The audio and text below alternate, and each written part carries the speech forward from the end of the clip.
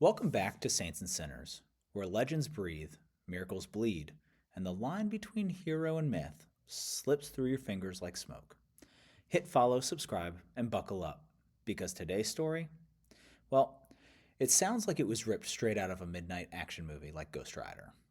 Our tale begins with a man no police force could catch, no enemy could kill, and no government could officially admit existed. A man who moved like a ghost through hostile streets, whose reputation grew with every impossible mission. Some said he was ex Special Forces, others swore he was ex something darker. A few whispered he wasn't ex anything, he was just forced to work for all eternity. He drove a car that shouldn't exist outside a Hollywood script. Reinforced steel, blackout paint, experimental tech just slapped together with duct tape and a prayer. And when the sun went down, this machine growled through the night like a wounded animal looking for trouble. And it usually found it. He didn't carry an arsenal. He didn't need one. When he showed up, problems tended to resolve themselves. To the terrified, he arrived like a guardian. To the wicked, like a nightmare. To the rest of the world, he simply didn't exist. At least, not on paper.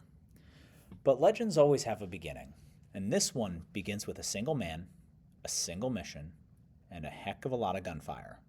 This is Saints and Sinners.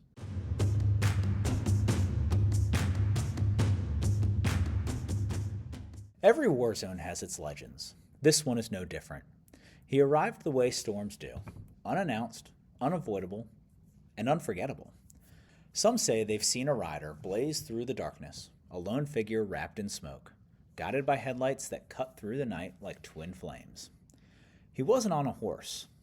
Not exactly. But folks swore the ground trembled when he passed, like a stampede of horses were tearing through town. Engines howled, roads exploded, and the wicked? Well, they learned to fear what they couldn't see. They had plenty of names for his machine, but one rose above the rest, whispered between foxholes and muttered around campfires by men who didn't scare easy. The Ghost.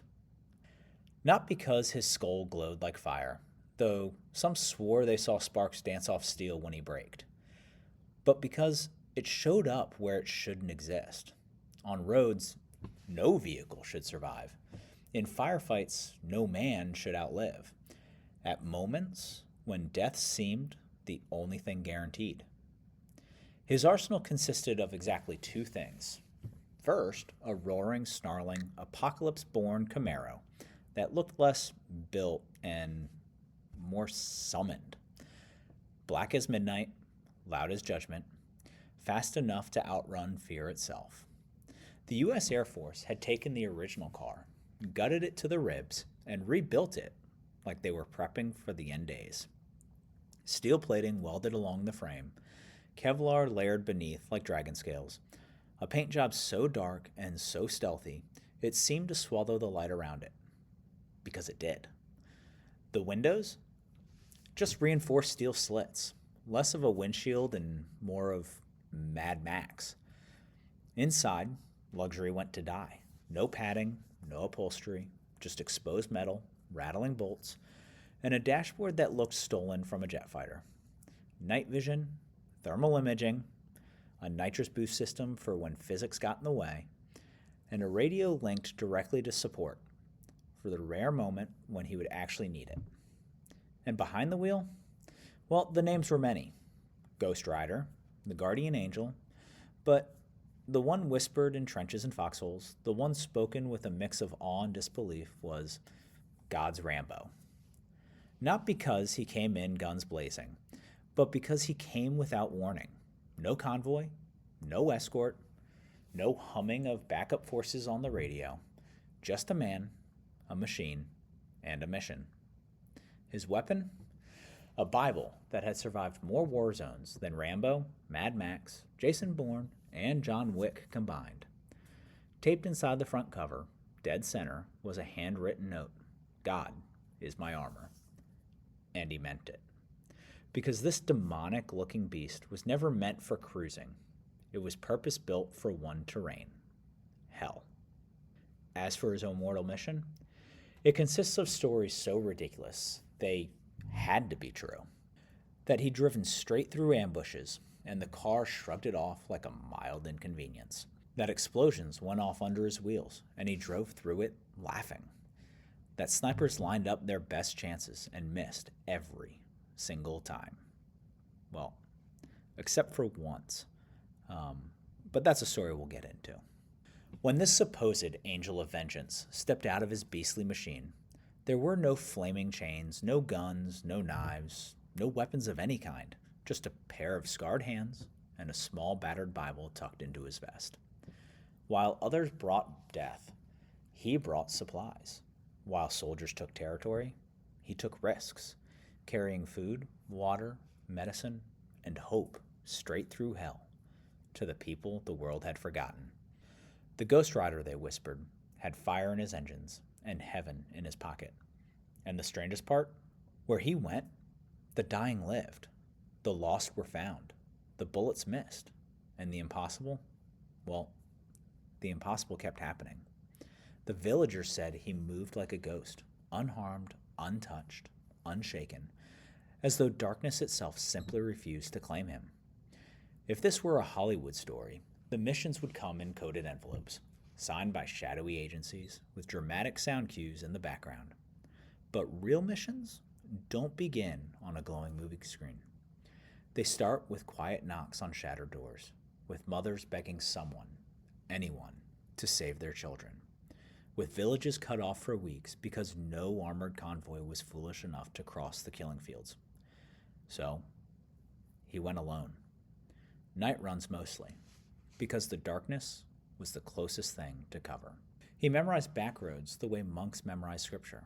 Every ditch, every crater, every burned-out husk of a city etched into his mind like a psalm of survival. He drove with the headlights off, a ghost cutting through ravines and ruins, guided only by instinct, and the faint silver thread of moonlight dragging itself across twisted asphalt. He brought the wounded out and the supplies in, all without carrying a single weapon. Children left drawings of a flaming car with wings. Old men blessed the crossroads he passed through. Soldiers whispered about him the way ancient armies whispered about the gods, softly and reverently, as if saying his name too loudly might invoke him in some way they didn't want. Every legend has a breaking point, and his almost came on a simple run, a supply drop in the middle of nowhere. Clear skies, quiet air, the kind of day soldiers take as a love letter from heaven. But in war, safety is just a bedtime story we tell ourselves so we can sleep. He tore down a dirt road, engine snarling, when the hills erupted in a perfect triangle of death. Gunfire raked the Camaro's sides, stitching the steel with holes and spiderwebbing what little glass the car still claimed. Then the shot came. A single round ripped through the windshield, splintering the steel, skipped off the roll cage like a ricochet from hell, and buried itself in his helmet. The world detonated into white. The Camaro fishtailed, roaring, spinning, dancing on the edge of a roll, yet somehow he kept the wheel straight. Half blind, blood running into his eyes, drifting in and out of consciousness, he didn't slow down. Not because he was invincible, not because he was chasing glory, but because he knew what waited at the end of that road. Children who would not survive the night without the cargo in his trunk. He drove until the world finally went dark and passed out the moment the wheel stopped turning. They said that when they finally pried him out of the Camaro, blood dripping, head dangling, barely conscious, his fingers were still wrapped around the steering wheel, like he wasn't holding a car, but the mission itself. Doctors took one look and shook their heads. Even with Kevlar, nobody walks away from that. Mechanics circled the Camaro like it was a crime scene. The engine shouldn't have run. The frame shouldn't have held. Physics should have filed a complaint. But that's the funny thing about miracles. When the world says, this is impossible, God just leans in and whispers, watch. Because this wasn't a superhero or a ghost made of smoke and vengeance. He was a Danish Special Forces veteran who walked away from a comfortable life most men would kill to keep. But Because somewhere across the world, in a land he didn't come from, children were starving, families were trapped, and nobody else was willing to reach them. So he did what legends do. He stepped forward when everyone else stepped back. His name, Helge Meyer. And the war zone was Bosnia. While nations debated, he acted. While the UN tried and quit, he delivered. While armed men boasted of firepower, a man with no gun boasted of horsepower and heaven's power. He isn't a saint, but tell that to the villages who survived because a lone man in a black Camaro showed up like a guardian angel with a bad suspension. So what do we take from a man who did more good with a beat-up Camaro and a Bible than entire nations accomplished with committees, budgets, and blue helmets? Maybe it's this, that God doesn't wait for the qualified. He sends the willing. That sometimes the greatest weapon isn't a rifle, but a ridiculous, stubborn, hell-bent faith that floors the gas pedal when everyone else is still checking their paperwork. Governments hesitated. The UN drafted protocols. Diplomats scheduled meetings.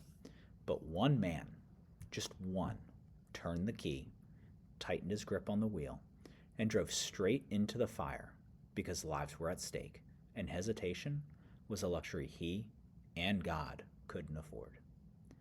Helge reminds us that real strength isn't measured by how much you can blow up, but by how much you're willing to build up, lift up, drive through sniper fire to pick up, and deliver to safety with a cracked windshield and a prayer. And here's an uncomfortable truth.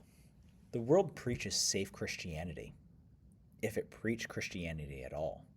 Padded, predictable, painless even. A faith that never breaks a sweat, never leaves the couch, and watches pastor sermons and laser light shows on YouTube. Helge's life reminds us that heaven calls us to something far riskier. A faith that says yes before the road is clear. A faith that moves when fear says to stay put. A faith that refuses to wait for permission to do what is unmistakably good. Because when God hands you a mission, he's not looking for popularity. He's looking for obedience. Like the mission I'm giving you right now, to leave a comment, write a review, and subscribe to this podcast. Not for me, but because the world is full of people wandering in the dark, and this little corner of storytelling might be the one spark that draws them back toward the light. So the next time the world tells you that you're outnumbered, and you don't have the resources, the backing, the credentials, remember the man who outperformed entire nations with nothing but a patched-up Camaro, a battered Bible, and a willingness to step into the fire when everyone else waited for a committee meeting. Because sometimes the only difference between impossible and already done is the faith and intestinal fortitude to turn the key and drive. Until next time, keep your courage fueled, your excuses on empty, and your headlights pointed toward the mission God might send you on. Because saints rise, sinners fall, and history bears witness.